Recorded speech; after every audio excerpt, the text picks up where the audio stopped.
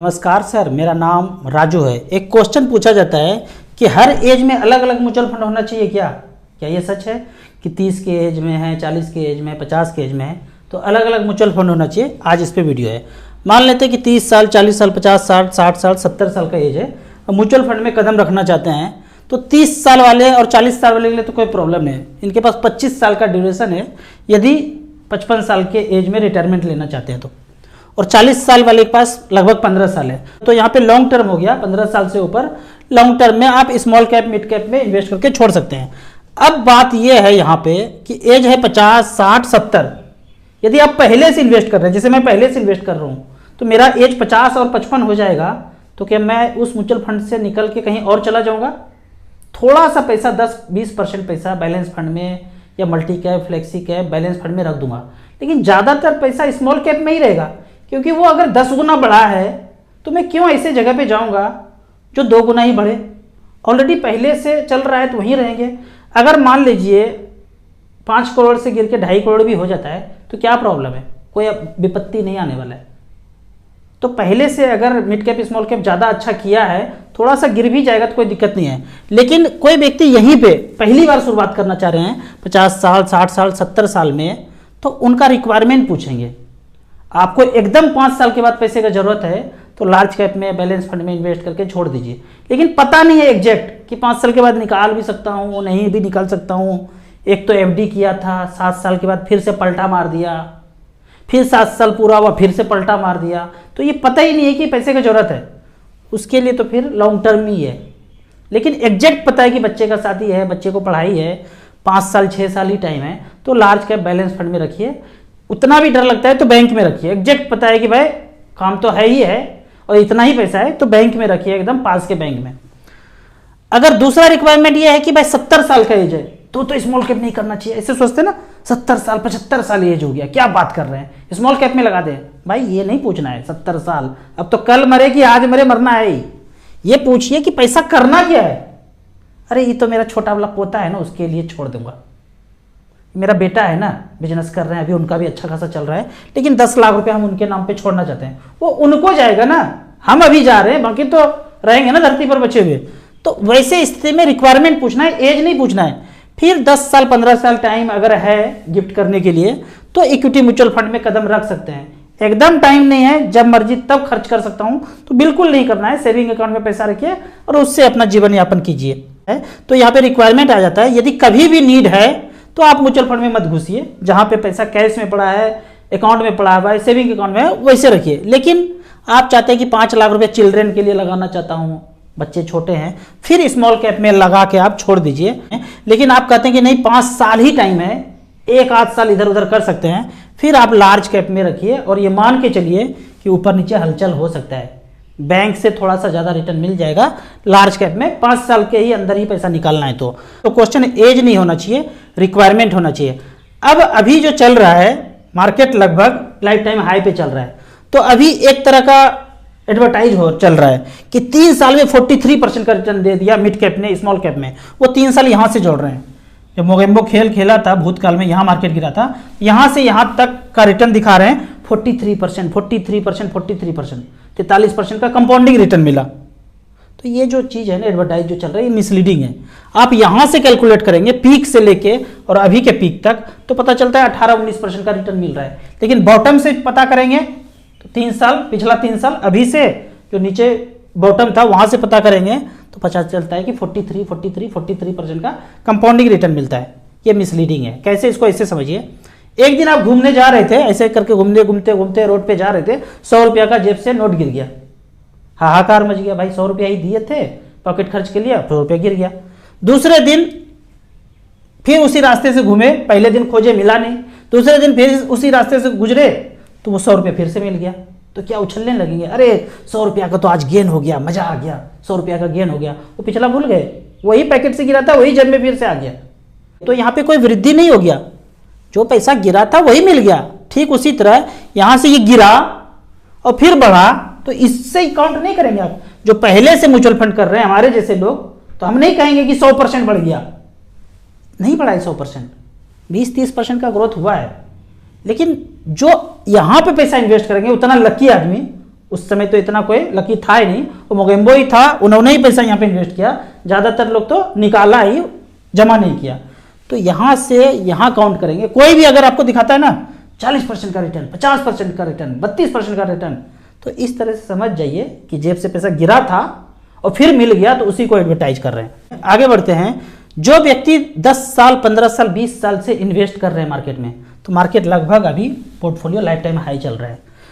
ऐसे स्थिति में कोई नीड है, कोई ज़रूरत है, पहले से इन्वेस्ट कर रहे हैं। जैसे मैं अभी इन दिनों काफ़ी पैसा निकालना हूँ ज़रूरत के हिसाब से, खटारा कार में चल रहे हैं, नया कार चाहिए 10 लाख का, एकदम निकालिए पैसा बिंदास। घर में पेंट करना है, 10-15 साल बीत गया, पेंट नहीं किए, 5 लाख रुपए निकालिए, फाइनल विड्रॉल मारिए, रिडीम कीजिए और घर में चकाचक करवाइए। पता तो चले समाज में कि पैसा आ कहाँ से रहा है, मार्केट से, म्यूचुअल फंड से, मच फंड से आ रहा है। पेंटिंग कराइए, लोगों को भी बोलिए तुम भी लगाओ, ऐसे देखो वंडर हो रहा है।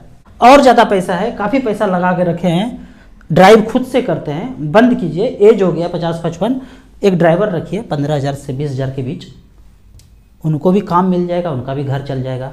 अगर ये सब नहीं करेंगे ना, 1 करोड़ का 2 करोड़ हो गया, 2 का 5 करोड़ हो गया, अब ख्वाब सजा रहे हैं कि 10 करोड़ हो जाएगा तब कुछ करूँगा, कुछ नहीं कर पाएंगे, आदत हो जाएगा इसी तरह से जीने का, कर ही नहीं पाएंगे खर्चा। कहते हैं धन का 3 गति है, दानम, भोगम, नाशम। मैं इसी को दान बोल रहा हूँ कि किसी एक व्यक्ति को आप नौकरी दे दिए, उसी को आज के डेट में दान बोल दिया। अब भोग भी हो गया कि भाई गाड़ी खुद नहीं चला रहे हैं, पीछे बैठ रहे हैं, उनका भी घर चल रहा है, हमारा भी इंजॉयमेंट हो रहा है, तो दान भोग इसी तरह से हो गया। जो व्यक्ति ये दोनों काम नहीं करेंगे वो नासम होगा। और कंपनी का वैल्यूएशन बढ़ा रहे हैं, 10 करोड़ हो जाए, 100 करोड़ हो जाए, क्या फर्क पड़ता है जिंदगी में, वो कंपनी का वैल्यूएशन बढ़ रहा है आपके पैसे से। या बैंक में पड़ा हुआ है तो बैंक का बैलेंस शीट चमक रहा है। या फिर ये दोनों काम नहीं किए हैं, 3-4 जगह प्लॉट लिए हैं, एक कॉर्नर वाला, एक सेंटर वाला भी अपना पास होना चाहिए, एक बर्फी साइज का टुकड़ा तो है ही पहले से हमारे पास। तो कहना चाहेंगे कि हम जो यहाँ पे हैं ना, ऊपर चले जाएंगे 10, 15, 20 साल में। ये प्लॉट हमसे पहले भी था और हमसे बाद भी ये प्लॉट वहीं पे रहेगा, कहीं नहीं घिसका है, वहीं पे रहेगा। तो बेहतर है कि पैसा अगर बढ़ गया है, लाइफ टाइम हाई चल रहा है, तो वहाँ से पैसा निकाल के खर्च करना शुरू कीजिए। अब आप कहते हैं कि म्यूचुअल फंड में मैंने कभी आज तक इन्वेस्ट ही नहीं किया, 15 लाख रुपया है, आपका वीडियो देख के बताइए लगाना चाहते हैं, और मुझे रेंटल इनकम भी चाहिए, 15 लाख लगा के 10,000 रुपया चाहिए। तो ऐसे के लिए आप StarSIP.in में जब जाएंगे, हमने यहाँ पे 14 नंबर हाइब्रिड एग्रेसिव, StarSIP.in को आप वेबसाइट पे विजिट कर सकते हैं। कोई लॉगिन वॉगिन नहीं करना है, डायरेक्ट पेज खुल जाएगा। ये हमने यहाँ पे लिखा है 15 लाख रुपया वन टाइम रखा और 10,000 रुपये पर मंथ विड्रॉ करना शुरू किया। पिछला 10 साल का यहाँ पे रिकॉर्ड बता रहे हैं। पहला फंड आता है SBI इक्विटी हाइब्रिड, 15 लाख रुपया यहाँ पे झोंका 2013 में। रिकॉर्ड तो पीछे का ही बताएंगे, फ्यूचर का तो दिखा नहीं पाएंगे, बुद्ध और महावीर तो है नहीं, भगवान की तरफ पीछे आगे का बता देंगे। इतना है कि bank, post office, safe, safer, safest से आपको 2 गुना रिटर्न लंबे समय में म्यूचुअल फंड यहाँ पे आपको दे देगा। तो यहाँ पे एक रिकॉर्ड देखते हैं कि 15 लाख रुपए 2013 में रखा और इमीडिएट अगले महीने से 10,000 रुपये पर मंथ लेना शुरू कर दिया 2023 तक।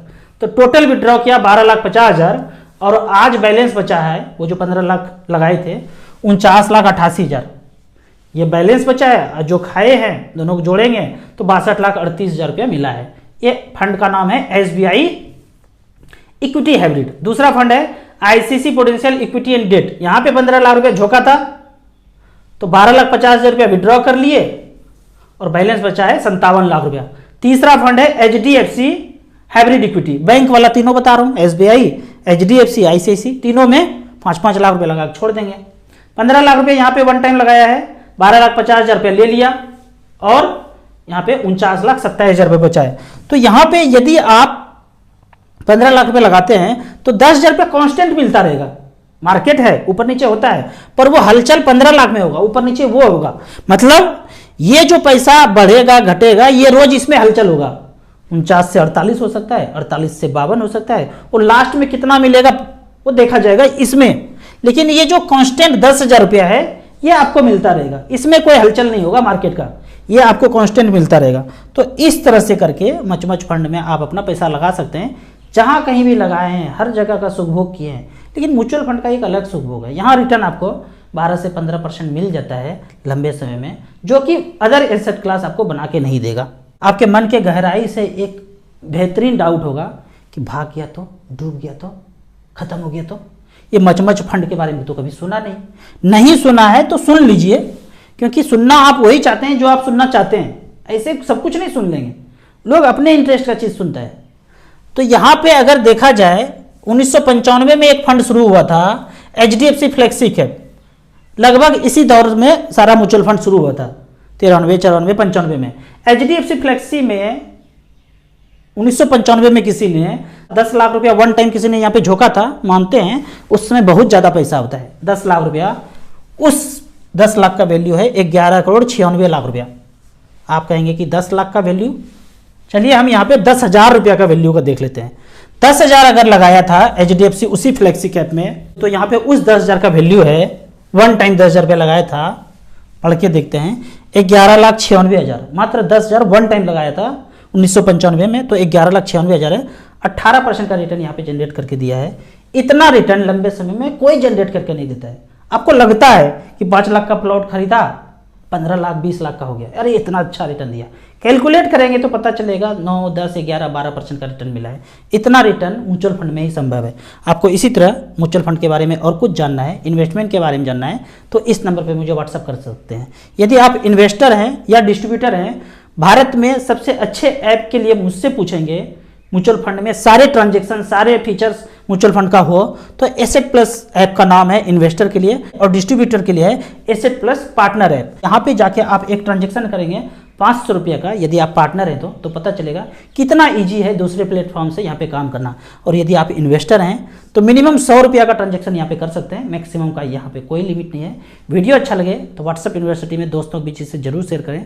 यूट्यूब पे देख रहे हैं तो लाइक एंड शेयर जरूर करें। Thank you so much.